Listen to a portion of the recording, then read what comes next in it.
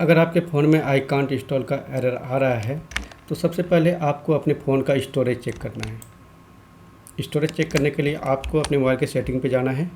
Setting पे जाने के बाद अबाउट डिवाइस पे आपको क्लिक कर देना है। क्लिक करने के बाद आप अपने फ़ोन का स्टोरेज यहाँ से चेक कर सकते हैं। अगर आपके फ़ोन में स्टोरेज अवेलेबल नहीं है, उसके बाद भी आप एप्लीकेशन इंस्टॉल करेंगे तो भी आपके फ़ोन में आई कांट इंस्टॉल का एरर आएगा। ठीक है, अगर आपके फ़ोन में स्टोरेज है फिर भी ये एरर आ रहा है तो इसको फिक्स करने के लिए आगे का प्रोसेस